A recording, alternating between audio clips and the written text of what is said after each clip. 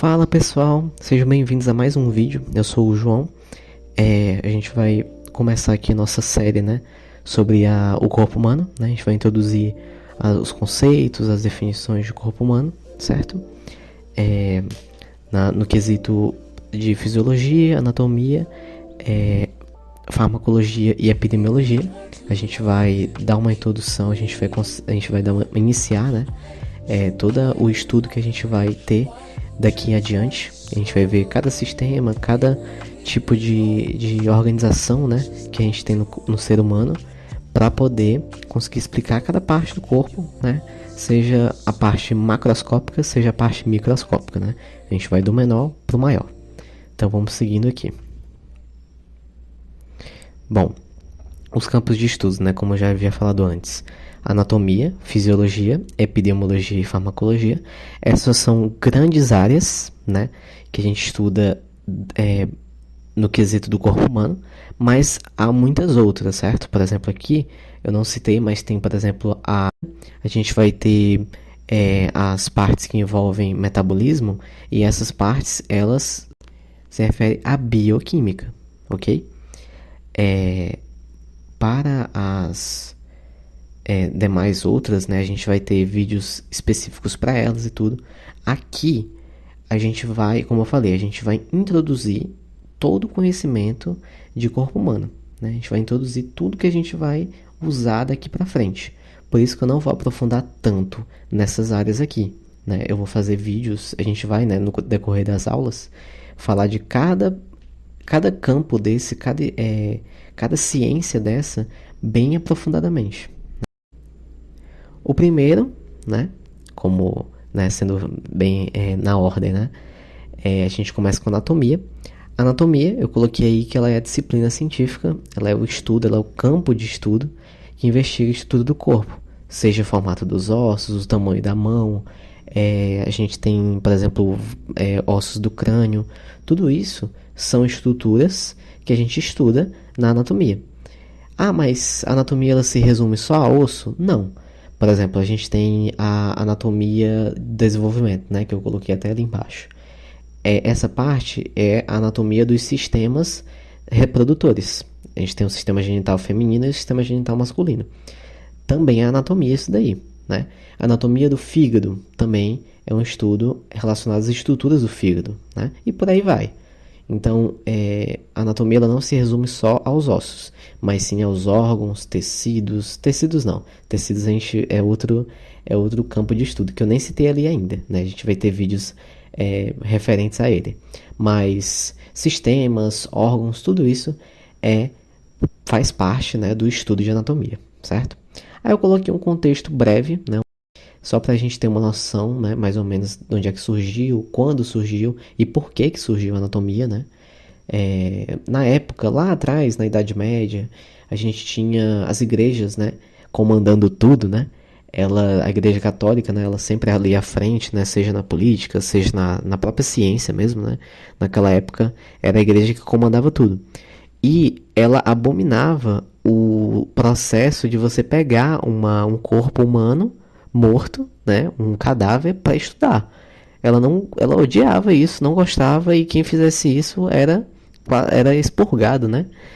Então, quem sabe aí mais de história vai falar melhor do que eu. Mas era basicamente isso, né? Então, assim, mas depois, né, com o passar do tempo, as pessoas começaram a usar mais, né, pegar os cadáveres, estudar de fato, né, e entender todas essas estruturas que tinham dentro do corpo humano, né?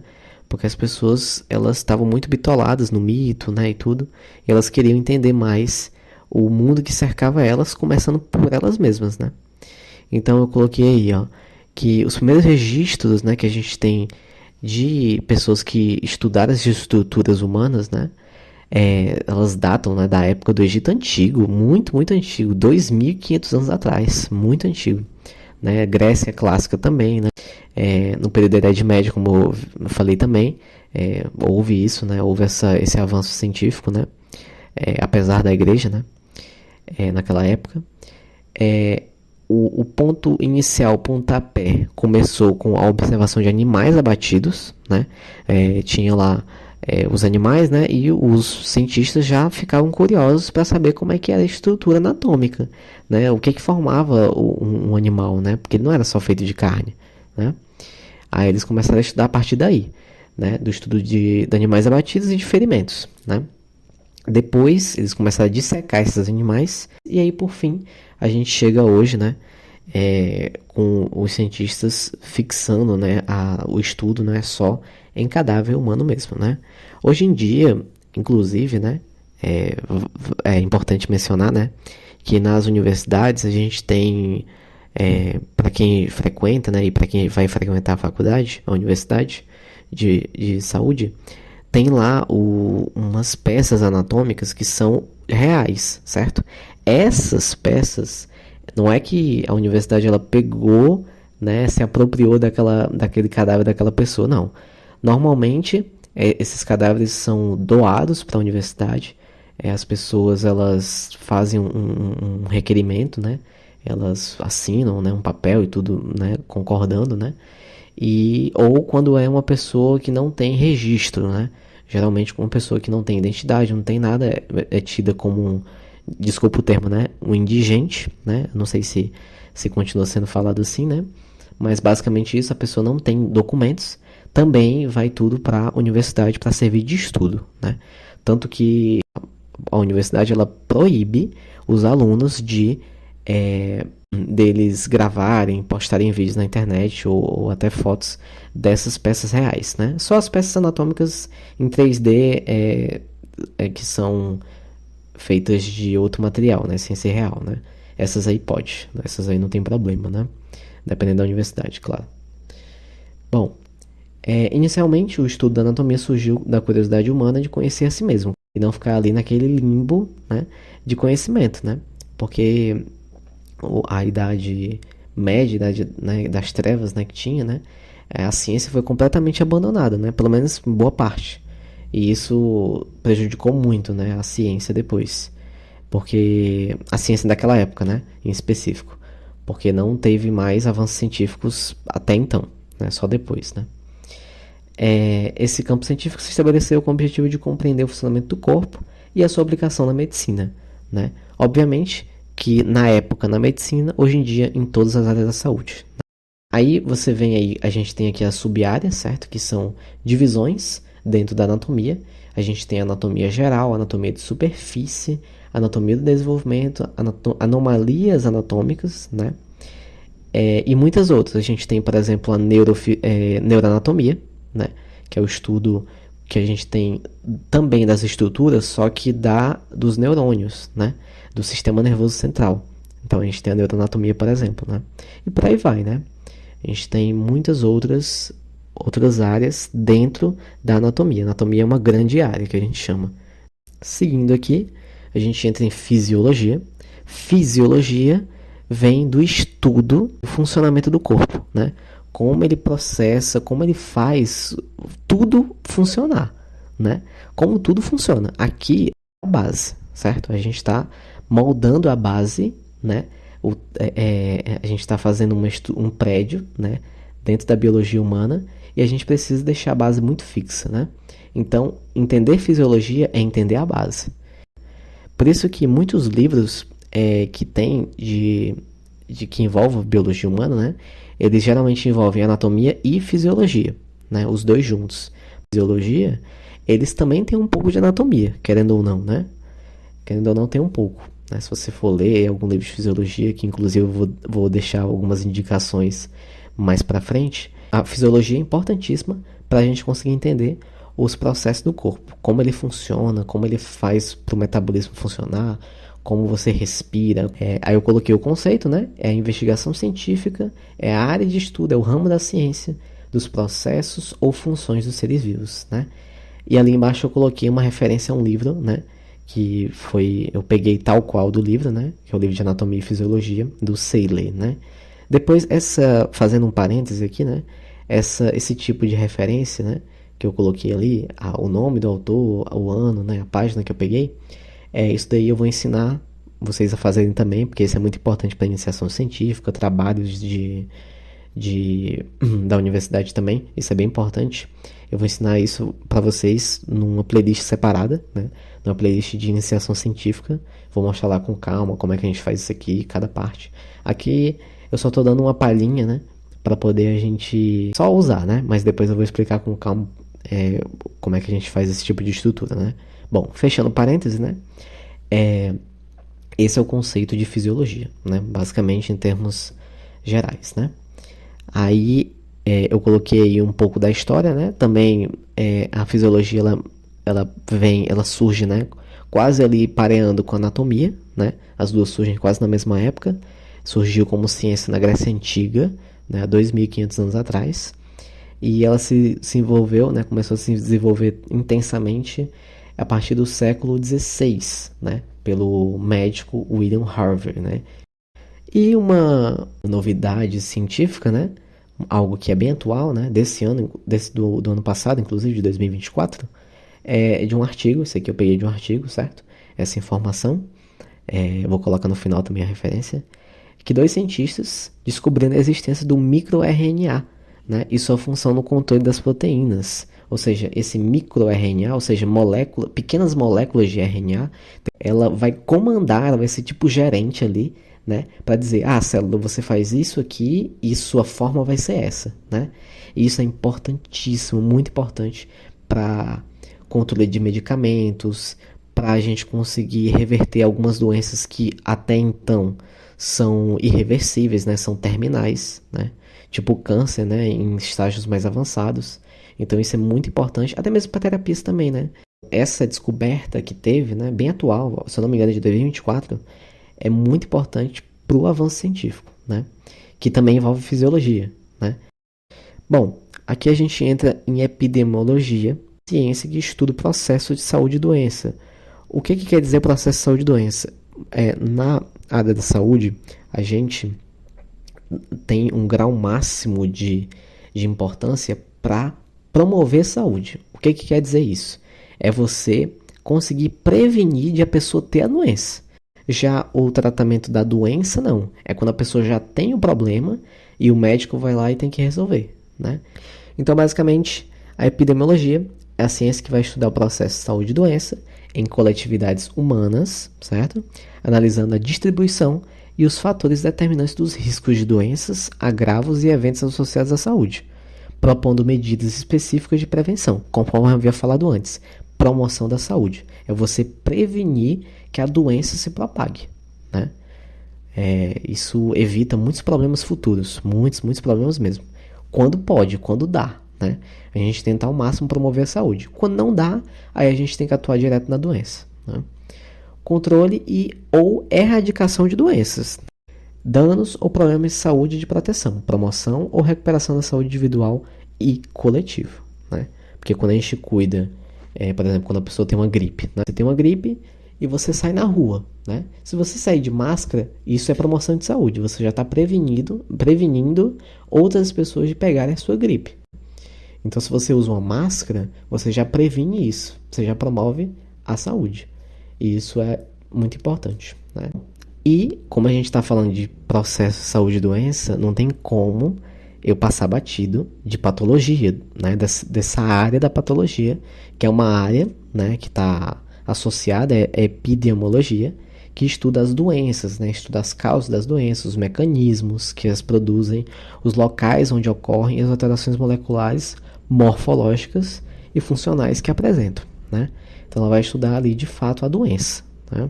Não só, no caso da epidemiologia, é uma ideia mais geral, e a patologia é uma ideia mais específica que é voltada diretamente para a doença, né? Tem muitos livros, né, que falam sobre patologia. Tem um livro, por exemplo, do Bogliolo, que é um livro excelentíssimo de patologia. Aí a gente tem algumas terminologias técnicas, né? Terminologia técnica, que são nada mais nada menos do que termos técnicos que a gente usa, né? Que vai ser usado daqui para frente e para todo sempre, né, na área da saúde, né? Sinais, diagnósticos, sintomas, distúrbio e doença, né? Cada um desses a gente vai destrinchar depois, mas basicamente diagnóstico é ali descobrir o que a pessoa tem, descobrir a causa da doença. Sinais são fatores que a gente consegue ver, né, no paciente. Por exemplo, quando o paciente tem uma inflamação, ele já aparece com vermelhidão, já tem ali um inchaço. Isso são sinais que a gente chama, são coisas que o médico, por exemplo, consegue ver a olho nu. Sintomas não, sintomas é algo mais interno do corpo, né? Distúrbio e doença. Farmacologia. O estudo da farmacologia, como o nome mesmo já diz, né? É o estudo de fármacos. A gente vai ver tudo sobre fármacos. Definição de farmacologia, né? Ela é o estudo das substâncias que interagem com os sistemas vivos por meio de processos químicos, principalmente por ligações a moléculas reguladoras, né? Ativação ou inibição de processos corporais normais, certo? Tem remédio que vai inibir, tem remédio que vai ativar, aí depende do problema. Por exemplo, se a gente tem se uma pessoa no hospital tem uma parada cardíaca, o médico vai lá, ele injeta uma dose, né, uma pequena dose de adrenalina, por exemplo, né, para poder o coração voltar a bater. Tem a parada cardíaca porque a frequência cardíaca vai diminuindo.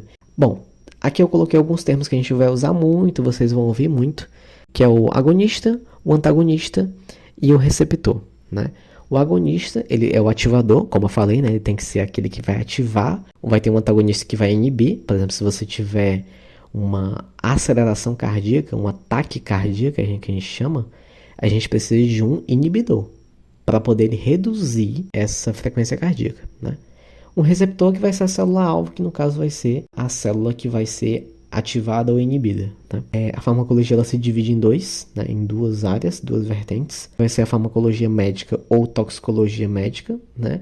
E a toxicologia ambiental, né? Basicamente a gente vai ter um produto químico, eu coloquei até um esqueminha ali, um produto químico, aí se esse paciente ingerir esse produto químico, vai ter que ver quais tecidos vão ser alvo, né, desse produto químico, ou tecidos não ativos, né, tecidos que não vão ser alvos, né, não são alvos pretendidos. Vai ter o efeito terapêutico, que é o efeito medicamentoso, se for em doses maiores, né, vai ter um efeito tóxico, né. Na faixa ali terapêutica, aí vai estar tudo ok, vai estar agindo conforme era o esperado, né. E tem os produtos químicos que a gente usa do ambiente, né, acaba caindo no sistema, né, de outros organismos, né. A farmacologia ela tem uma interação, né, entre o fármaco e o corpo de duas maneiras. Quando você tem a ação do fármaco no seu corpo, por exemplo, você toma um remédio e você sente sono, isso faz parte da farmacodinâmica, que é a ação do fármaco no seu corpo. Já a farmacocinética é, por exemplo, você toma um nimesulida, por exemplo, e ele atravessa o seu estômago e vai direto para o intestino,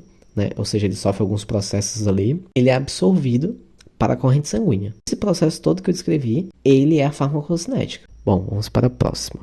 Aqui é muito interessante porque normalmente a gente vê conteúdos de muito alto nível, né? E acaba que a gente fica meio perdido, né? Em qual bibliografia pegar, em qual livro pegar, qual referência, né? Isso que eu coloquei aqui, é uma sugestão, certo? Muitos sites aí na internet, né? Que você consegue ver em e-books, né? Esses livros de forma mais barata, né? Eu coloquei algumas referências, né? Para que você consiga aprofundar mais, eu tenho muita curiosidade. Você pode pegar essas referências. Claro que todas as nossas aulas vão ser baseadas em algum livro específico que eu pegar. Eu sempre vou colocar no final as referências que eu utilizo, certo? Só que eu vou colocar de uma forma muito mais didática, de uma forma que você entenda mesmo, né? E muita coisa eu vou comentar para não perder nenhuma informação. Mas, assim como eu sempre gostei muito de ver livros, né? Você pode muito bem pegar essas referências aqui. E é pelo menos para você ter um começo, ter um norte, né? Do que você pode pegar, do que você pode usar que seja realmente bom e que você faça bastante proveito desses livros, né? Então, deixei algumas sugestões. Então, a gente tem aí o livro de Anatomia e Fisiologia. A gente tem o de Epidemiologia, um famosíssimo livro do Guyton e Hall, né, Tratado de Fisiologia Médica, excelentíssimo. Só que eu faço uma observação a respeito desse livro, certo? Tem um nível muito mais alto. Então, se você pegar ele logo de cara, você pode se assustar um pouco, porque ele tem algumas fórmulas de física. Mas se você tem curiosidade e quer mesmo assim se desafiar a pegar e entender, tranquilo. Aí a gente tem o livro que eu citei antes, né, de Patologia, Bogliolo, excelentíssimo livro, muito didático. Tem aí pela internet também, assim como os outros, né? E um de Farmacologia Básica e Clínica, do Gartsung Bertrand. Excelente livro também, bem didático, né? Para fechar essa nossa aula aqui, tem mais, certo, dessa aula? Só que eu vou parar nesse slide aqui, porque para não ficar muito extenso, né? A gente tem os níveis de organização do corpo. O corpo, ele é muito, muito perfeito. Ele tem uma organização assim colossal, né? Para que tudo aqui dentro funcione, né? Tudo o seu corpo, para que você enxergue, para que você consiga escutar, para que você consiga falar, como eu estou fazendo aqui, né? Para tudo isso acontecer, ele precisa ser extremamente organizado. Então, como eu coloquei aí, vida é igual a organização. Ou seja, tudo que a gente tem, tudo que nos compõe, a nossa vida só existe por causa da organização, né? A organização do corpo, né?